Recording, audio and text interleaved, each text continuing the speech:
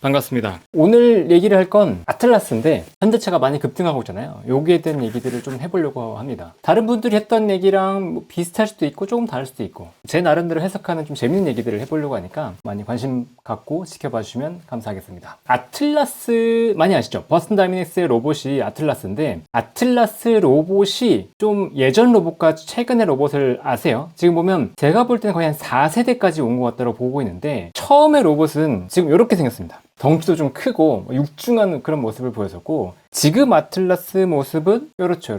네. 그러니까 지금 이것도 사실 변화가 됐는데 이게 초기의 전동형 아틀라스 모델이에요. 그래서 요거 모델 좀 차이를 한번 설명드리면서 얘기를 시작할게요. 요 유압이라는 게 뭐냐면 유가 그러니까 기름 유자잖아요. 석유할 때 기름 기반의 압력으로 작동을 한다라고 보시면 돼요. 그러니까 우리가 보는 포크레인 같은 것들 보면 유압식으로 이렇게 움직이잖아요. 뭐 그런 게 이제 유압식이라고 보시면 되는데 이 유압식의 장점은 뭐냐? 토크가 강하다. 토크가 강하다는 건 뭐냐? 힘이 세다. 뭔가 로봇이 움직일 때 힘을 강하게 줄 수 있는데 전동식은 모터가 다르잖아요. 모터 같은 경우에는 힘을 받긴 좀 어렵죠. 하지만 각도 제어, 정밀하게 뭔가 작동하기 훨씬 더 좋고 에너지 효율이 유압식은 안 좋죠. 그리고 전동식 같은 경우는 좋고 그다음 유지보수나 청결 같은 경우에도 유압식보다 전동식이 월등히 좋습니다. 그리고 자동화 같은 경우에도 지금 보면 우리가 일반 현대차 같은 자동차보다 전기차가 자율주행이 훨씬 유리하다고 말하고 있잖아요. 이게 마찬가지예요. 유압식보다는 전동식으로 갔을 때 모터를 제어하기 때문에 훨씬 전동화라든가 자동화가 쉽습니다. 그리고 적용산업 같은 경우에도 유압식은 중장비나 플랜트를 많이 하고 있고요. 근데 더 결정적으로 유압식을 집에서 쓸 수 없는 이유가 있어요. 요거를 잠깐 영상을 하나 보여드릴 텐데 잠깐만 보면 돼요. 방금 봤어요? 방금 보셨어요? 빵! 요거. 방금 뭐냐면, 유압식이니까 순간 뭔가 제어가 되고 힘이 더 받아서 견딜 수 있는 것 이상으로 힘을 받으면 어떻게 되겠어요? 터져. 소리는 일부러 안 나게 했어요. 터지면 문제가 뭐가 되냐? 기름이 터지죠. 기름이 빵! 그럼 집에서 이런 로봇 쓰고 있으면 어떻게 되세요? 난리 나죠. 괜찮으시겠어요? 이런 로봇 쓰고 있다가 유압이 팡 터지면 괜찮겠어요? 안 되잖아요. 그래서 이런 유압식 로봇은 산업용으로는 혹시나 쓸 수 있을지 모르지만 결국은 집에서 써야 되는 휴머노이드 로봇 쪽으로는 안 좋다. 그래서 현대차 같은 경우도 개발 방향이 바뀌었다라는 것들을 알 수 있습니다. 다시 돌아서 보면 그래서 이제 아틀라스가 유압식에서 전동식으로 바뀌었어요. 그래서 이게 이제 유압식에서 바뀌었는데 이번에 제가 4세대라고 말씀드렸잖아요. 아까 처음에 여기서 봤던 이 로봇과 오른쪽에 있는 로봇과 또 바뀌었죠, 조금. 이게 최근까지 공개가 됐던 연구용 로봇이에요. 이게 현대차에서 뭐라고 얘기했냐면 프로토타입이라고 얘기했습니다. 그리고 이 오른쪽의 로봇을 뭐라고 얘기했냐면 프로덕트라고 얘기했어요.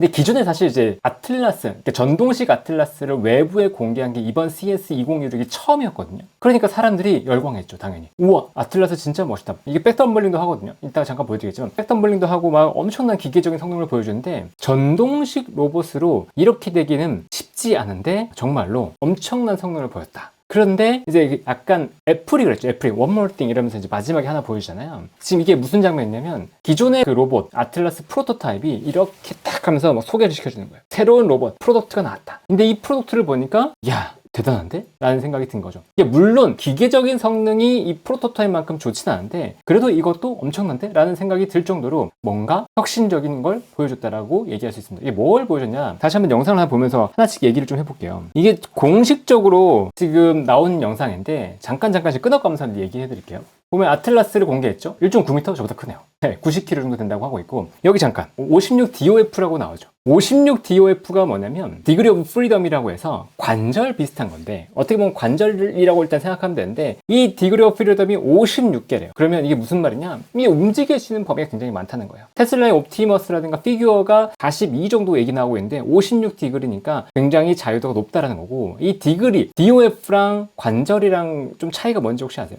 어깨의 관절은 하나잖아요. 어깨의 관절은 하나인데 어깨의 그 DOF는 3입니다. 왜냐면 앞뒤로 움직이죠. 그다음에 위아래로 움직이죠. 그리고 돌릴 수 있죠. 이게 다른 형태의 그 Degree of Freedom이거든요. 이게 세 가지가 있는 거니까 어쨌든 각 부품마다 돌아갈 수도 있고 위아래로 움직일 수도 있고 이렇게 되면 이 Degree of Freedom이 좋아진다라고 볼 수 있어요. 그래서 Degree of Freedom이 굉장히 많다. 이 말은 뭐냐? 액추에이터가 좀 많이 필요하다라는 것들을 이해할 수 있는 거죠. 그리고 더 보면 지금 굉장히 무거운 제품들을 들어서 나를 수 있어요. 이게 50kg까지 들 수 있다고 하는데 테슬라의 옵티머스가 이렇게 들 수는 없죠. 테슬라 옵티머스 로봇 보셨죠? 그러니까 손이 굉장히 강조되고 미세 작업은 강조되는데 이게 무거운 제품을 들고 나르고 할 수 있는 그런 능력은 좀 부족해요. 그러니까 이 옵티머스 같은 경우에는 그 공장이 굉장히 최적화돼서 지금 만들어지고 있다는 것들을 보여주는 장면이고요. 또 여기서 보면 재밌는 게 나옵니다. 이게 사람이 볼 때 이게 보면 Continuous Joint Rotation이라고 나오잖아요. 이게 사람은 관절이 범위가 한정돼 있죠. 근데 로봇은 굳이 왜 관절에 한계를 둬? 라고 하는 거죠. 이렇게 되면 방금처럼 이렇게 막 뒤로 막 움직여버리고 바로 뭔가를 잡은 상태에서 뒤로 바로 돌아버리면 사람이 볼 땐 조금 불편해 보이지만 로봇의 작업 효율들은 굉장히 높아지거든요. 여기에 대해서도 글로벌리 이 로봇 버스턴 다이내믹스에 대해서 굉장히 높은 점수를 줬다라고 볼 수 있고요. 다음에 계속해서 보시면 지금 보면 이제 Safe Operation, 그러니까 사람들을 보면서 자동으로 뭔가 안전을 감지하고 얘기하고 있고, 이거 재밌어요. 이거 배터리가 부족하면 제가 알아서 뺐다가 또 꼽고 새로운 거 꼽습니다. 그러니까 보조 배터리가 좀 있나 봐요. 배터리도 스스로 꼽고, 그다음에 작업을 하는데 지금 보면 손가락이 4개가 존재하고 있죠. 네, 이게 reliability, 그러니까 안정적이고, 그다음에 이게 굉장히 중요한데 여기 보면 안정적이고 부품 교체도 쉽고 업그레이드 쉬운 형태의 로봇을 만들었다. 이게 새로운 프로덕트인데 이 프로덕트가 결국 뭐냐? 프로덕트가 생산이잖아요. 생산. 그러니까 양산에 가까운 모델을 만들었다는 거예요. 이게 굉장히 중요한데 다른 로봇들은 약간 쇼오프, 그러니까 쇼케이스예요. 쇼케이스. 전시하는 형태로 만든 건데 지금 이 회사의 로봇은 전시가 아닌 거죠. 이제 생산이 가능할 것 같아, 생산해야 될 것 같아 라고 한 형태로 진보했다. 그래서 세상에서 조금 더 열광했다라고 얘기할 수 있습니다.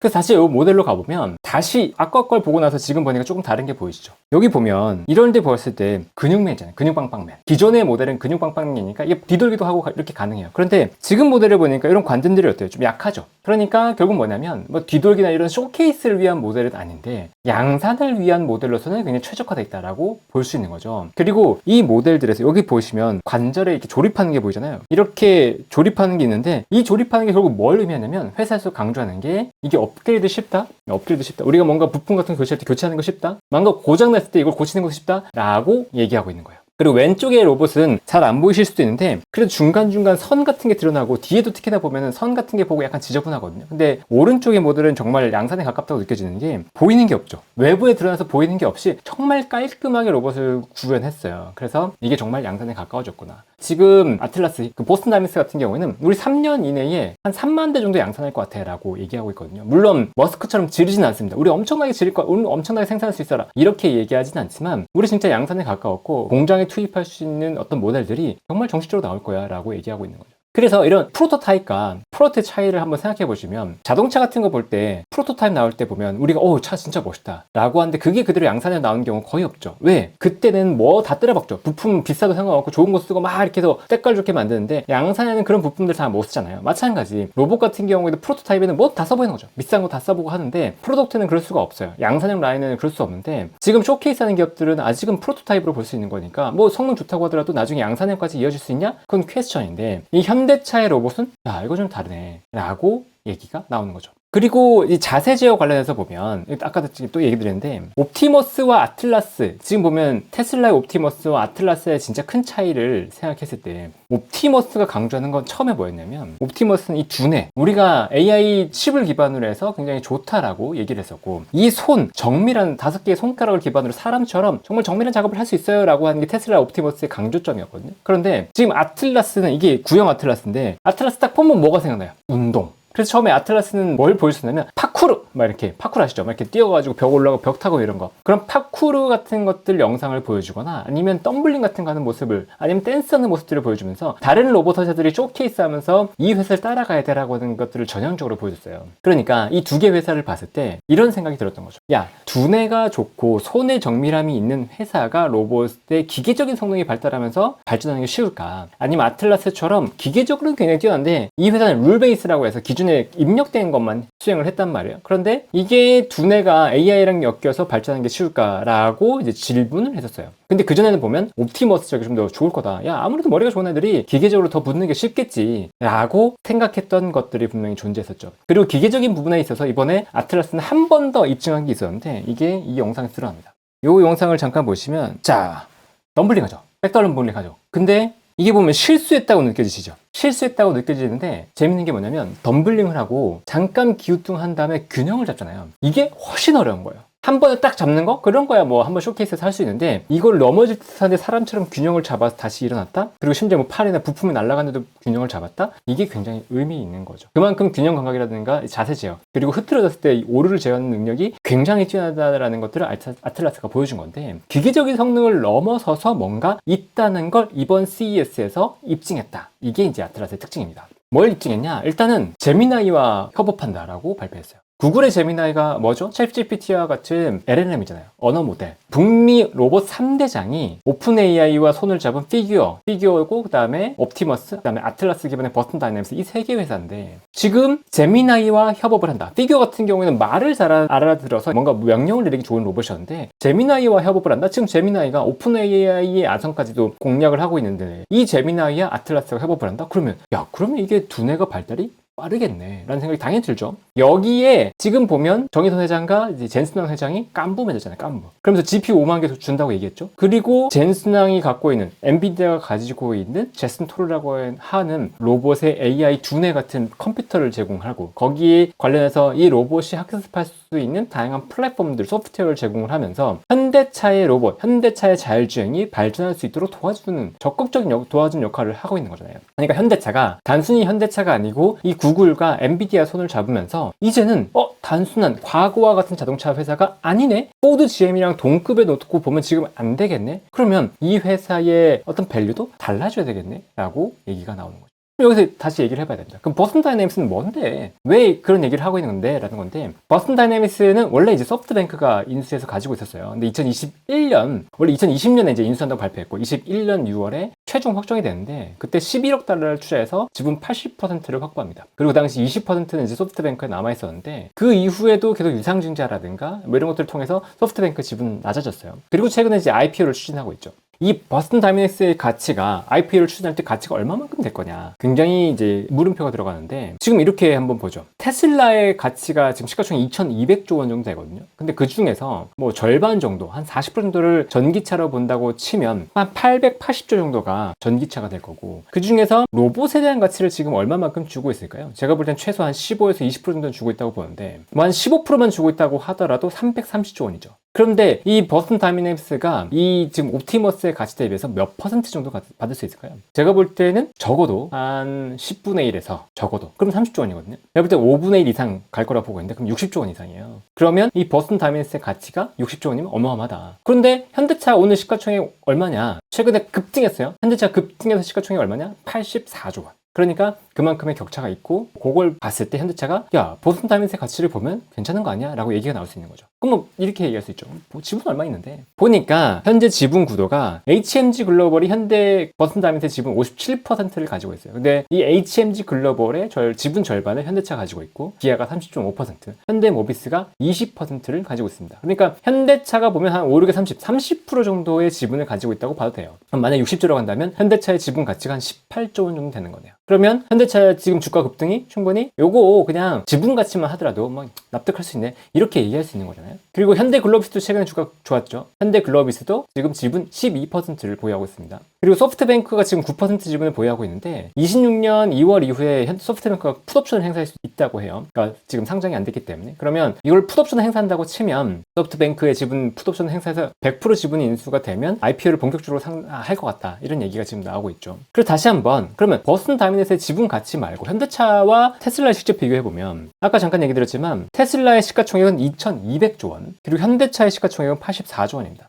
매출액을 보면 2026년 기대치 매출이에요. 2026년 기대치 매출이 159조 원 대 196조 원. 누가 더 크죠? 현대차가 더 큽니다. 그리고 순이익을 보니까 10조 6천억 대 11조 7천억. 이 순이익도 현대차가 더 큽니다. 그런데 시가총액은 2200조 대 84조 원. 이게 몇 배죠? 거의 30배. 그렇죠. 거의 30배 정도 차이 나요. PER로 봤을 때 2007년 기준 테슬라의 PER은 207배. 현대차 같은 경우는 7배 정도 됩니다.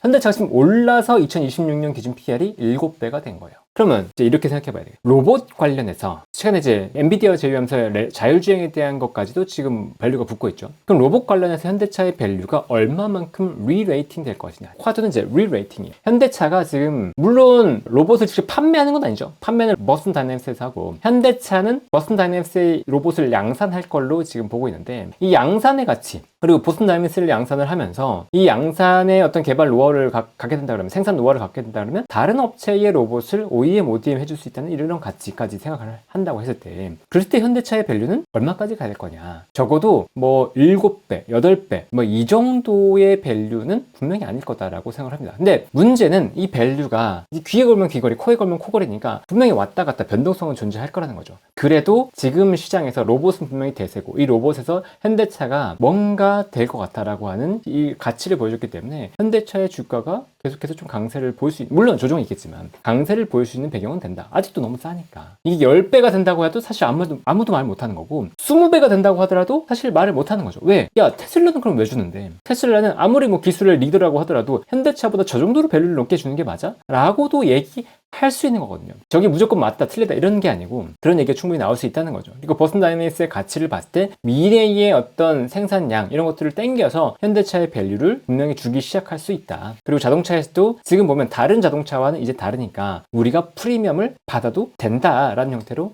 간다. 제가 근데 밸류에이션은 제가 말씀드린 게 얼마 갈 거다라고 지금 단언할 수는 없습니다. 근데 다만 오늘 보니까 목표 주가가 65만 원짜리 보고서도 나왔더라고요. 이문영 삼성증권에서 이문영 위원이 내었던데 그런 것처럼 현대차에 대한 밸류는 계속 달라질 수 있으니까 관심을 갖고 보는 게 맞죠. 제가 2026년 전망에서 또 강조했던 게 반도체는 무조건 좋고 여기에 자동차 좋으니까 전차는 보셔더라고 이제 말씀을 드렸는데 지금 자동차는 굉장히 좋습니다. 그리고 자동차만 좋나요? 부품도 좋죠. 부품주도 보면 로봇이 좋으니까 로봇 관련해서 현대차의 밸류체인들이 지금 로봇 관련된 부품도 공급하겠다고 얘기 나오고 있잖아요. 그래서 한국 무브넥스 굉장히 주가 좋아졌고 오늘 파워로리스 상한가 갔죠. 그리고 현대 모비스도 최근에 주가가 좋았었는데 오늘은 좀 안 좋지만 현대 글로비스도 최근에 좋았었고요. 그다음에 LG 이노텍도 뭐 비전 공급한다고 하는데 비전보드 공급한다고 하는데 여기는 이제 애플 색깔이 너무 강해서 좀 애매하고 뭐 SL이라든가 자화전자 같은 경우에도 이 손가락 손을 정밀하게 조정할 수 있는 액추에이터를 공급한다 이런 얘기 나오고 있거든요. 옵티머스도 얘기 나오고 있는 것 같고 그래서 자화전지도 지금 시장에서 좀 소외되어 있긴 한데 관심 두고 볼만한 것 같고요. 그 다음에 링크 솔루션도 지금